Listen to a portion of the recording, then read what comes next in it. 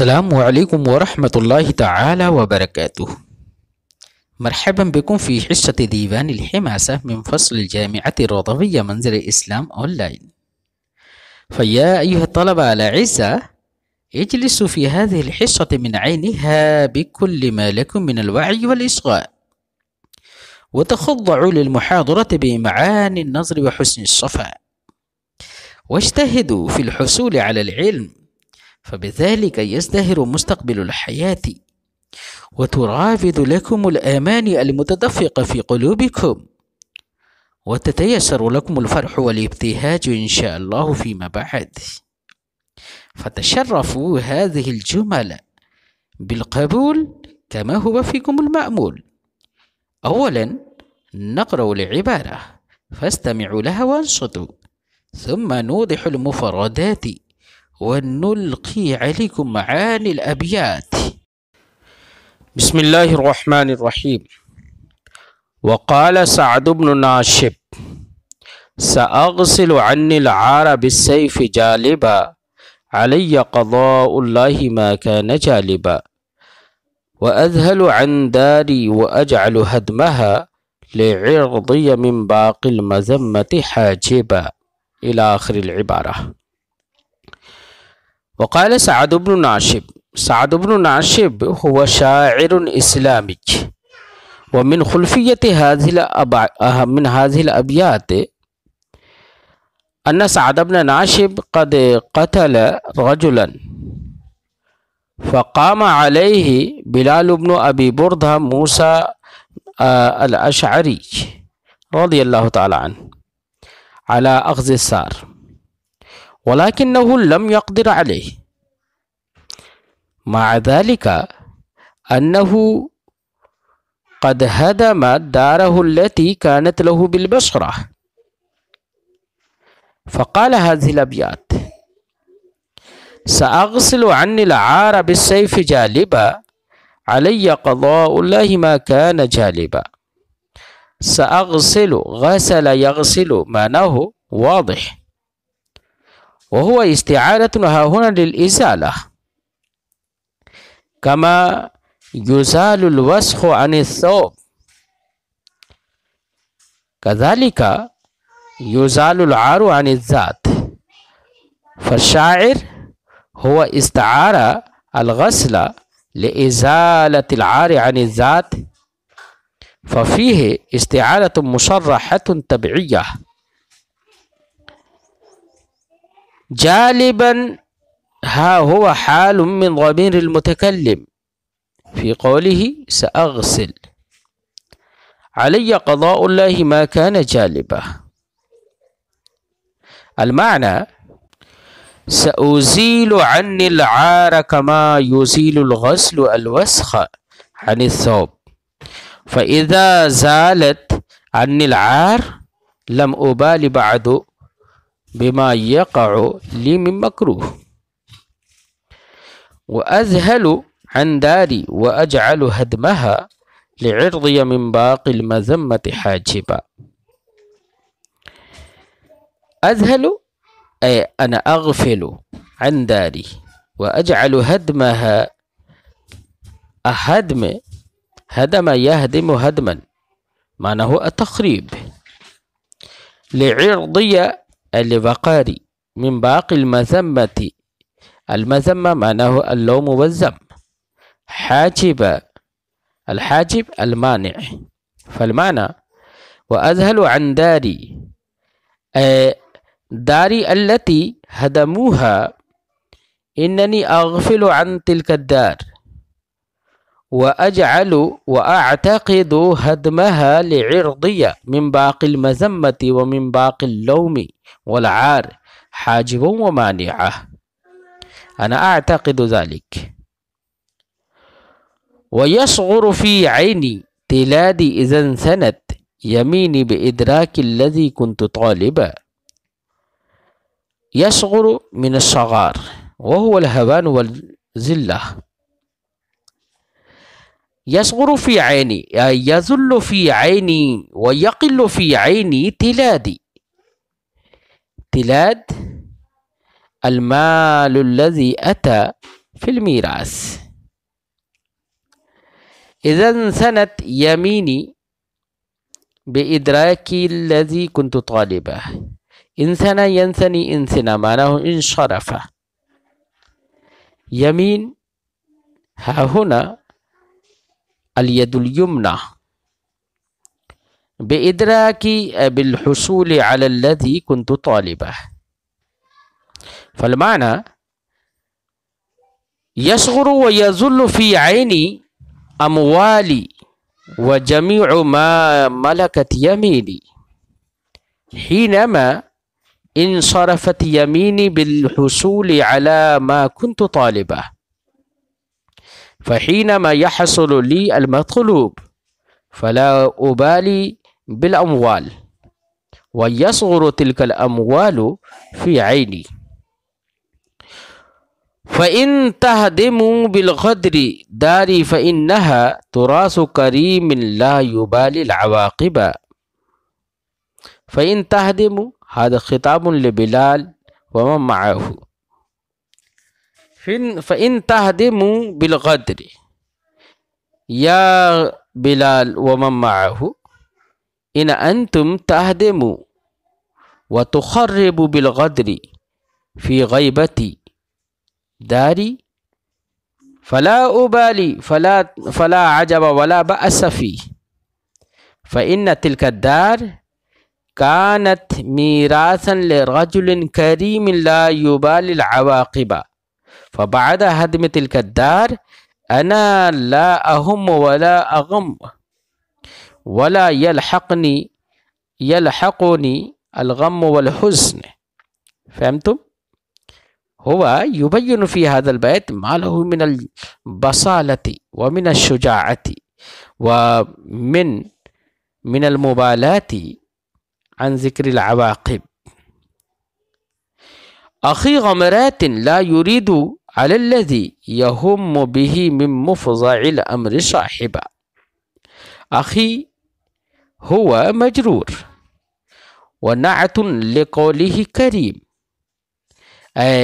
إن تلك الدار تراث رجل كريم أخي غمرات وهو أنا، أي أنا رجل مصاحب الغمرات. عليكم أن تعلموا أن الأخ حينما يضاف إلى شيء وإلى أمر فيراد به المصاحب والملاسم. فالمعنى أخي غمرات إن تلك الدار تراث رجل كريم مصاحب الغمرات وملازم الشدائد والمحن لا يريد على الذي يهم به من مفزع الأمر صاحبه. وهو في غاية من المراس والقوة، حيث حينما هو يقصد ويهم من أمر شديد فلا يريد على ذلك صاحبا ولا يتخذ على ذلك وسيرا. فهمتم؟ مفزع الأمر أفزع الأمر إذا اشتد الأمر. إذا هم لم ترضع عزيمة همه ولم يأتي ما يأتي من الأمر هائبا. هم معناه قصده، لم ترضع ردع يردع معناه منعه، لم ترضع لم تمنع عزيمة همه. عزيمة الهم القصد المحكم العزم. ولم يأتي ما يأتي من الأمر هائبة، هائبة معناه خائفة. فالمعنى هو رجل في غاية من القوة والمراس وفي غاية من البأس والشدة، حيث حينما هو يقصد أمرا فهو يجعله عزما محكما، حيث لم ترضى عزيمة همه. وهو حينما يفعل أمرا ويفعل فعلا فلا يفعله خائفا كما يفعل رجل الجبن والضعف. فهمتم؟ فَيَا لَرُزَامٍ رَشَحُوا بِي مُقَدَّمًا إِلَى الْمَوْتِ خَوَّاضًا إِلَيْهِ الْكَتَائِبَ. يا لرزام، اللام للتعجب، وهو يتعجب ويخاطب الناس. رزام هو راحة الشاعر وقبيلة الشاعر. رشحوا بمقدمة، رشح يرشح ترشيح، معناه التربية. رشحوا بي تربوني مقدما من قدم يقدم، فيه احتمالان بكسر الدال وبفتح الدال. مقدما من التقديم بمعنى تقدم، أو مقدما بالفتح من التقديم اسم مفعول. إلى الموت خواضا إليه، خواضا هو مبالغة من خاض الماء أي دخله، خواضا أي داخلا إليه. الكتائب جمع الكتيبة، الكتيبة معناه الجيش. فالمعنى فيا لرزام رشحوا بي مقدما. يقول إذا كان أمري ما ذكرته فيا أيها الناس تعجبوا من قوم بني رزام، حيث إنهم ربوني وأحسنوا القيام بأمري، وقد كنت مقدما إلى الموت خواض الكتائب، وقد كنت داخلا إلى الموت، إنني لست بخائف من الدخول إلى الموت ومن الدخول في الكتائب. فهمتم؟ إذا هم ألف بين عينيه عزمه ونكب عن ذكر العواقب جانبا. ألف أو ألقى، ألف بمعنى وجد، ألقى جعله طرحه. إذا هم أي حينما هو يقصد ويهم، فذلك المهم وذلك المقصود هو يجعل بين عينيه ومدحم نظره. فهمتم؟ ونكب عن ذكر العواقب جانبا، نكب أي حرف، وهو نكب عن ذكر العواقب وحرف عن ذكر العواقب جانبا، وهو يطوي الكشح عن ذكر العواقب. فهمتم؟ ولم يستشر في رأيه غير نفسه، ولم يرضى إلا قائم السيف صاحبه. استشار يستشير استشارة، معناه طلب المشورة، وجعله صاحبا في الشورى. ولم يرضى إلا قائم السيف صاحبه، صاحب معناه الصديق والمصاحب المجالس. فالمعنى هو في غاية من القوة، من قوة المشورة ومن قوة الرأي، حيث هو يعتمد على رأيه بنفسه، وهو لا يطلب الشورى في رأيه غير نفسه. ولم يرضى إلا قائم السيف صاحبه، أي هو لا يختار صاحبا في رأيه إلا قائم السيف، وهو يجعل قائم السيف ومقبض السيف فقط صاحبا لنفسه، ولا يطلب الشورى في رأيه غير نفسه. فهمتم؟ يقال بالأردية سعد بن ناشب نے کہا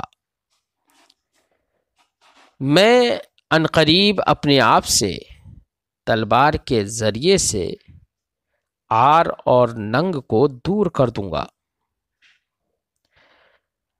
میرے اوپر اللہ کی قضا سے جو ہوگا سو ہوگا، یعنی جو بھی ہوگا سو ہوگا، لیکن میں اپنے آپ سے ننگ کو دور کر کے رہوں گا.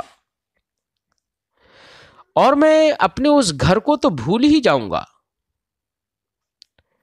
جس کو انہوں نے ڈھا دیا تھا، اور اس کے ڈھہنے کو اپنے باقی آنے والی مذمت اور ذلت و رسوائی سے اپنی عزت و آبرو کے لیے اس کے ڈھہنے کو حاجب اور مانع بنا لوں گا، کہ میں یہ سمجھ لوں گا کہ میرا گھر ڈھا دیا گیا، اور باقی مذمت و رسوائی جیسے کہ قتل ہے، قید کرنا ہے، ان سے میں بچ گیا، تو یہ گھر کے ڈھہنے نے، گھر کا ڈھہنا یہ اس کے لیے حاجب اور مانع ہو جائے گا، مانع سمجھ لوں گا۔ میری نگاہوں میں میرا مملوک اور میرا مال چھوٹا ہو جاتا ہے، ذلیل و رسوا ہوتا ہے، حقیر ہوتا ہے، جبکہ اپنے مطلوب کو حاصل کر کے میرا ہاتھ لوٹتا ہے۔ یعنی جب مجھے مطلوب حاصل ہو جاتا ہے تو مطلوب کے سامنے سارے مال و دولت میری نگاہ میں حقیر ہو جاتی ہے، تو مطلوب کے حصول کے لیے میں اس مال و دولت کی پرواہ نہیں کرتا۔ تو اگر تم لوگوں نے دھوکے سے میرے گھر کو ڈھا دیا تو کوئی بڑی بات نہیں ہے، کیونکہ فَإِن تَهْدِمُوا بِالْغَدْرِ الدَّارِ یہ شرط ہے اور جزا محذوف ہے۔ فَإِنَّهَا تُرَاثُ كَرِيمٍ اگر تم لوگوں نے دھوکے سے میرا گھر ڈھا دیا تو اس میں کوئی بڑی بات نہیں، کیونکہ وہ گھر تو ایک ایسے کریم اور شریف شخص کا تھا کہ جو انجاموں کی پرواہ نہیں کرتا ہے۔ وہ کریم و شریف شخص جو کہ میں ہوں شدائد کا مصاحب و ملازم ہے۔ جب لا یرید علی الذی یہم بہ من مفزع الامر صاحبہ، جب کسی سنگین معاملے کا وہ قصد کرتا ہے، کسی سخت معاملے کا قصد کرتا ہے، تو اس پر کسی کو اپنا مصاحب و دوست نہیں بنانا چاہتا ہے، بلکہ تنے تنہا مشکلات سے لڑنا چاہتا ہے۔ وہ ایسا شخص ہے کہ اذا ہم لم ترد عزیمت ہمہ، جب وہ کسی امر کا ارادہ کر لے تو اس کا عزم محکم کو لوٹایا نہیں جاتا ہے، روکا نہیں جاتا ہے، اور نہ ہی وہ کوئی کام کرتا ہے تو خوف زدہ ہو کر کرتا ہے، بلکہ ہر کام پورے اعتماد و وثوق کے ساتھ کرتا ہے، بغیر خوف و ہراس کے کرتا ہے۔ فَيَا لَرُزَامٍ تو اے لوگو تعجب کرو میرے قوم رزام پر، انہوں نے میری پرورش کی اس حال میں کہ میں موت کی طرف جانے والا ہوں، گھسنے والا ہوں، اور لشکروں میں گھسنے والا ہوں۔ یعنی میری پرورش اس طور سے کی ہے کہ میں موت سے نہیں ڈرتا، موت کی طرف گھستا چلا جاتا ہوں، بڑے بڑے لشکروں میں گھستا چلا جاتا ہوں۔ اور ایسا شخص انہوں نے بنایا ہے کہ اذا ہم جب یہ قصد و ارادہ کرے القی بین عینیہ عزمہ، تو یہ شخص اپنے دونوں نگاہوں کے سامنے اپنے قصد و ارادہ کو، اپنے مقصود کو رکھ لیتا ہے، ڈال دیتا ہے، یعنی اپنے مقصود ہی کو مطمع نظر بناتا ہے۔ اور اسے الفا پڑھے تو مانا ہوگا کہ جب یہ قصد کر لیتا ہے تو اپنے مقصود کو مطمع نظر پاتا ہے، اور عواقب کی ذکر سے پہلو تہی اختیار کرتا ہے، یعنی عواقب اور انجاموں پر غور نہیں کرتا ہے۔ یہ اہل عرب میں ممدوح تھا، بہادری کا اظہار کرنے کے لیے بتا رہا ہے۔ وَلَمْ يَسْتَشِرْ فِي رَأْيِهِ غَيْرَ نَفْسِهِ اور اپنے رائے اور مشورے میں اپنے علاوہ کسی کو شریک نہیں کرتا، کسی اور سے مشورہ طلب نہیں کرتا ہے، وہ خود اعتماد ہے۔ وَلَمْ يَرْضَ إِلَّا قَائِمَ السَّيْفِ الصَّاحِبَ، اور وہ تلوار کے دستے کے علاوہ کسی کو اپنا مصاحب اور ساتھی نہیں بناتا ہے، وہ صرف اور صرف تلوار کے دستے کو اپنا مصاحب بناتا ہے، کسی اور سے مدد نہیں طلب کرتا، کسی اور کو اپنا مصاحب و ملازم اور اپنا دوست نہیں بناتا ہے، وہ اتنا بہادر ہے۔ السلام علیکم ورحمۃ اللہ تعالی وبرکاتہ، وإلی اللقاء انشاءاللہ۔